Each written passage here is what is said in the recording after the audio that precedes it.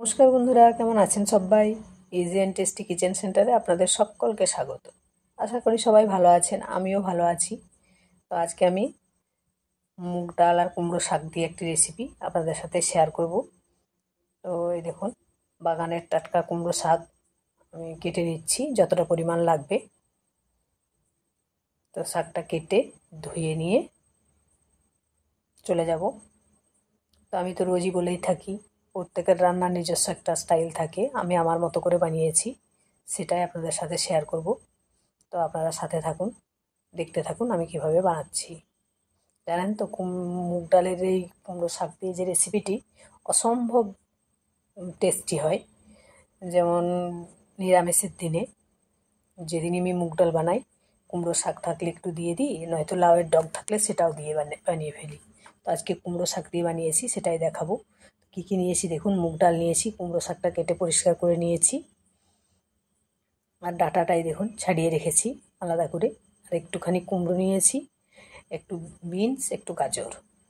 সিজনের সবজি দেওয়াই যায়, যেমন বর্ষার সময় বানালে ঝিঙে একটু কেটে দিয়ে দিই, বেশ অন্যরকম লাগে। বরবটির সময় শীতকালে ওটাও দিতে পারেন। তো আমি বিনস আর গাজর কেটে রেখেছিলাম, দিয়েছি। মুগ ডালটা প্রথমেই দেখুন ভেজে নিলাম, একটু ভেজে ওটাকে ধুয়ে পরিষ্কার করে সেদ্ধ করতে দিয়ে দিলাম, একটা সিটি দিয়ে নেব। আর দিয়ে দিলাম কি বলুন তো, নুনটা কিন্তু অবশ্যই দেবেন সেদ্ধর সময়, তাহলে টেস্ট অন্যরকম হবে। এবার কড়াই বসিয়ে দিয়েছি, পরিমাণ বুঝে সর্ষের তেল দিয়ে দিলাম, ফোড়নের জন্য দিলাম 5 ফোড়ন দিলাম, আর একটা শুকনো লঙ্কা দিয়ে দিয়েছি। এবার কাঁচা লঙ্কা 2-3টে চিড়ে রেখেছিলাম, ওটাও দিয়ে দিলাম। কেটে রাখা কুমড়োটা দিয়ে দিলাম। এবার এটা একটু নেড়ে চেড়ে বাকি সবজিগুলো একে একে দিয়ে দেবো। বিনস দিয়ে দিয়েছি, গাজরটাও দিয়ে দিয়েছি। এবার আমি এটাকে একটু নেড়ে চেড়ে নিয়ে স্বাদ অনুযায়ী নুনটাও দেব। এই দেখুন, ডাঁটাটা দিয়ে নুনটা দিয়ে দিলাম। এবার দিয়ে দিলাম পরিমাণ বুঝে হলুদের গুঁড়ো যতটুকু লাগবে। এটাতে মশলার কোনো প্রয়োজন নেই, 5 ফোড়নের যে গন্ধটা ওইটাতেই অসম্ভব সুন্দর হয়। আপনারা যদি কেউ এইভাবে বানিয়ে না থাকেন, তাহলে একবার বানিয়ে দেখবেন। নিরামিষের দিনে মুগ ডালের এই রেসিপি মানে দুর্দান্ত স্বাদ। ঢেকে দিয়েছিলাম 5 মিনিটের জন্য, আবার একটু নেড়ে চেড়ে নিলাম। এবার আমি কুমড়ো শাকটা দিয়ে দিচ্ছি, এটাকে খুব ভালোভাবে নেড়ে চেড়ে নিতে হবে। দিয়ে আবারও 5 মিনিটের জন্য ঢেকে দেব।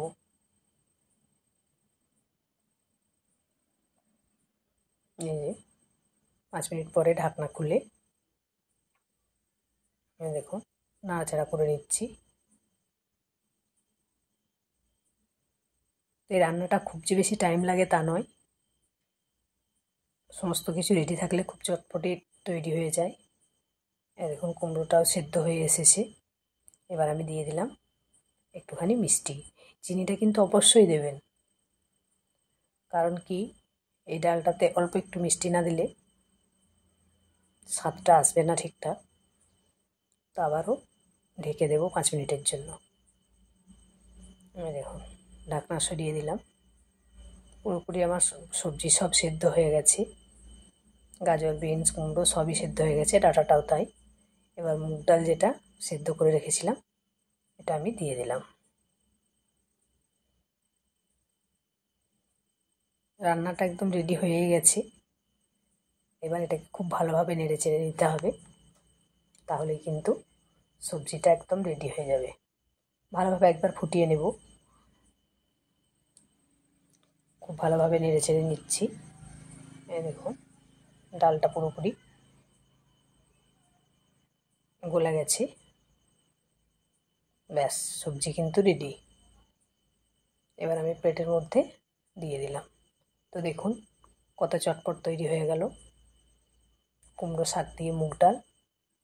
তো সকলে ভালো থাকবেন, সুস্থ থাকবেন, টাটা।